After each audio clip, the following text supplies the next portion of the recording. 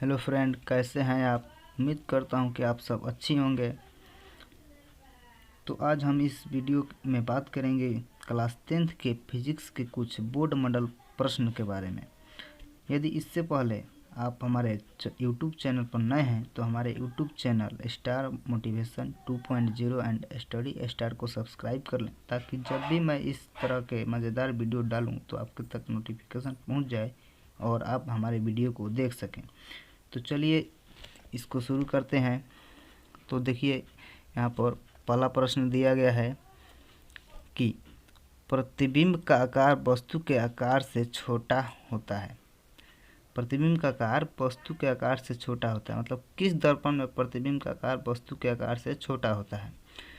Option दिया गया है ए में उत्तल दर्पण में, बी दिया गया है अवतल दर्पण में, सी दिया गया है समतल दर्पण में और डी दिया गया है कि उत्तल लेंस में।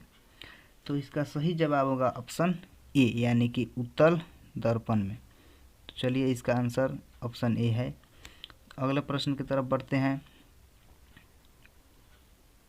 तो देखिए, दूसरा प्रश्न दिया गया है कि निम्नलिखित में कौन लेंस में मुख्य फोकस की संख्या होती है। इनमें कौन जो है कि लेंस का मुख्य फोकस की संख्या होती है। तो ऑप्शन दिया गया है ए में 2, ऑप्शन ए नंबर में दिया गया है आपका 2, बी में दिया गया है 3, सी में दिया गया है 4 और डी में दिया गया है सी में 1 और डी में 4। तो इसका ऑप्शन होगा, इसका सही आंसर होगा ऑप्शन ए, यानी कि 2। चलिए अगले प्रश्न की तरफ बढ़ते हैं।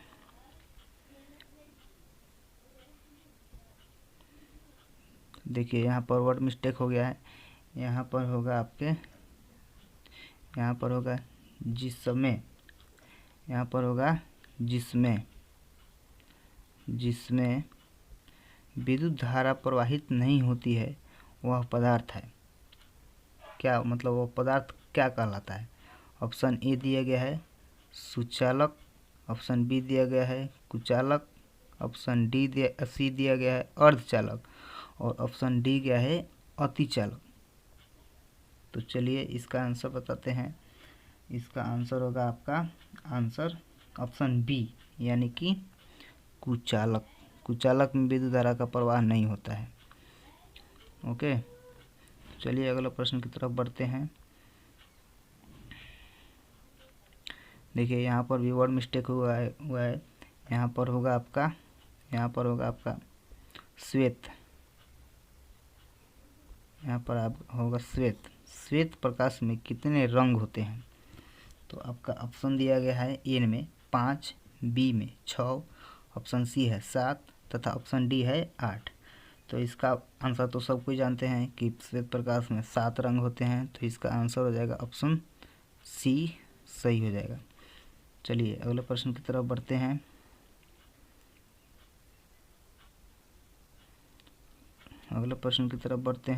देखिए, पांचवा प्रश्न दिया गया है विद्युत परिपथ में विद्युत फ्यूज किस सिद्धांत पर कार्य करता है। ऑप्शन दिया गया है ए ऊष्मीय, बी विद्युत चुंबकीय, सी रासायनिक तथा डी इनमें से कोई नहीं। देखिए, पांचवा प्रश्न दिया गया है विद्युत परिपथ में विद्युत फ्यूज किस सिद्धांत पर कार्य करता है। तो ऑप्शन ए दिया गया है ऊष्मीय सिद्धांत पर, विद्युत चुंबकीय सिद्धांत पर, रासायनिक सिद्धांत पर और डी ऑप्शन दिया गया है इनमें से कोई नहीं। तो इसका आंसर होगा ऑप्शन ए, यानी कि ऊष्मीय सिद्धांत पर कार्य। तो चलिए अगले प्रश्न की तरफ बढ़ते हैं।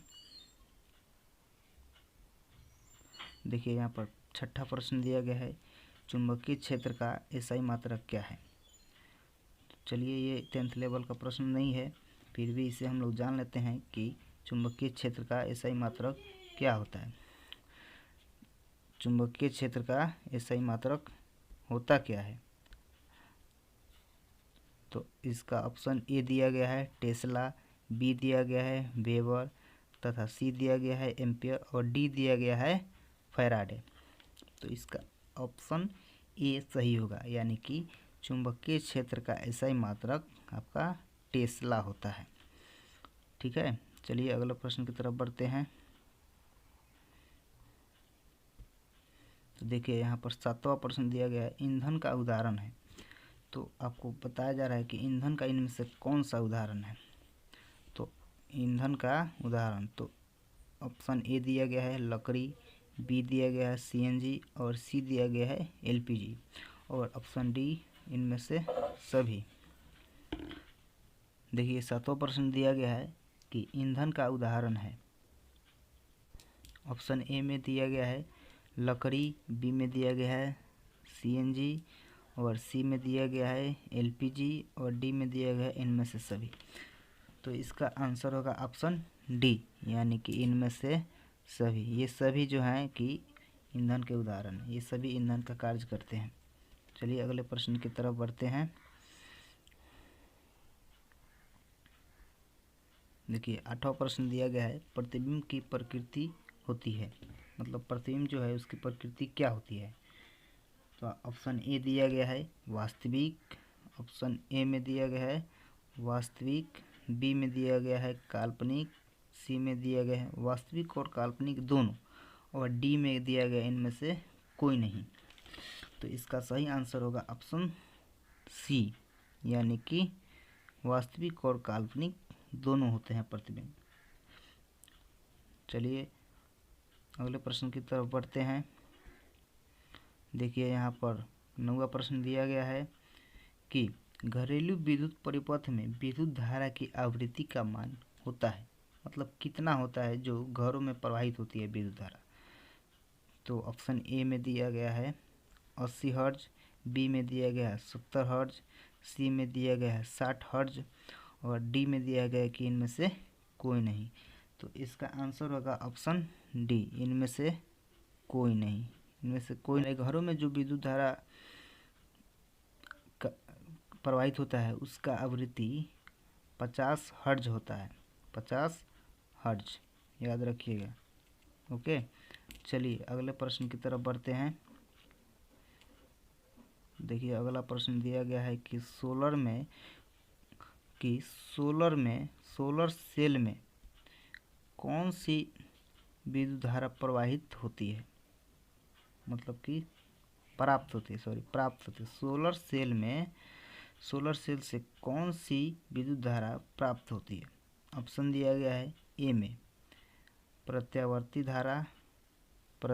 धारा, बी में दिष्ट धारा, सी में प्रवृत्ति धारा एवं दिष्ट धारा दोनों और ऑप्शन डी में दिया गया है इनमें से कोई नहीं। तो इसका आंसर हो जाएगा ऑप्शन बी, यानी कि दिष्ट धारा, जिसे हम लोग DC बोलते हैं। यह इससे करंट नहीं लगता है, इससे AC बोलते हैं, इससे बहुत तेज करंट लगता है। तो चलिए अगले प्रश्न की तरफ बढ़ते हैं। देखिए यहाँ पर 11वां नंबर प्रश्न दिया गया है कि लेंस की क्षमता होती है। लेंस की क्षमता क्या होती है।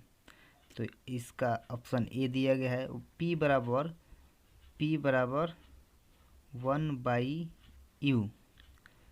ऑप्शन बी दिया गया है P बराबर 1/v।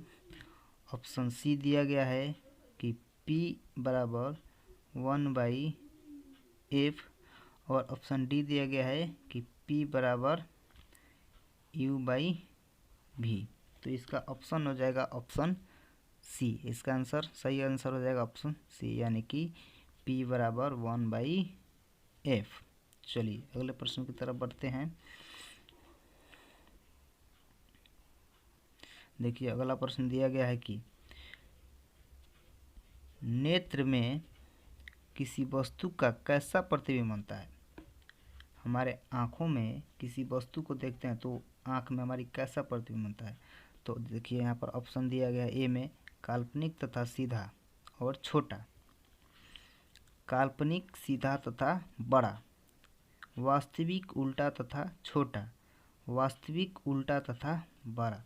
तो इसका आंसर हो जाएगा ऑप्शन सी, यानी कि हमारे जो आँखों में प्रतिबिंब बनता है वह वास्तविक होता है, मतलब उल्टा होता है और छोटा भी होता है, और लेकिन हमारे आँखों में देखने की सीधा और बड़ा देखने की क्षमता होती है। तो चलिए अगले प्रश्न की तरफ बढ़ते हैं। देखिए यहाँ पर प्रश्न नंबर 13 दिया गया है कि बोल्ट बराबर होता है। बोल्ट बराबर क्या होता है? बोल्ट बराबर क्या होता है? तो ऑप्शन ए दिया गया है कूलम पर जूल, बी दिया गया है जूल पर कूलम, सी दिया गया है जूल पर एम्पियर, डी दिया गया है एम्पियर पर जूल। तो बताइए इसका आंसर क्या होगा? चलिए हम बता देते हैं, इसका आंसर होगा आपका जूल पर कूलम, यानी कि ऑप्शन बी इसका सही होगा। चलिए अगले प्रश्न की तरफ बढ़ते हैं। देखिए यहाँ पर 14 नंबर प्रश्न दिया गया है कि विद्युत घंटी विद्युत धारा के किस प्रभाव पर कार्य करती है? जो विद्युत घंटी बनी होती है वह विद्युत धारा के किस प्रभाव पर कार्य करती है, अपने आप कैसे बजती है? तो यहाँ पर ऑप्शन दिया गया है, यहाँ पर ऑप्शन आपका दिया गया है, देखिए ए नंबर में रासायनिक, बी नंबर में चुंबकीय, सी नंबर में उसमें, और डी नंबर में इनमें से कोई नहीं। तो इसका आंसर हो जाएगा ऑप्शन बी, यानी कि चुंबकीय प्रभाव पर कार्य करती है। ओके, चलते हैं अगले प्रश्न की तरफ। देखिए प्रश्न नंबर 15 दिया गया है कि आहर और पाइन निम्नलिखित में किस राज्य की जल संचय की व्यवस्था है? ये आहर और पाइन किस राज्य की जल संचय की व्यवस्था है, मतलब इससे जल का संचय यानी कि उसको जल को बचाया जाता है। तो इसका ऑप्शन दिया गया है ए में मध्य प्रदेश, बी में उत्तर प्रदेश, सी में महाराष्ट्र और डी में बिहार। तो इसका ऑप्शन ए सही होगा, यानी कि मध्य प्रदेश में है, जिससे कि आहर और पाइन का उपयोग किया जाता है जल को बचाने के लिए।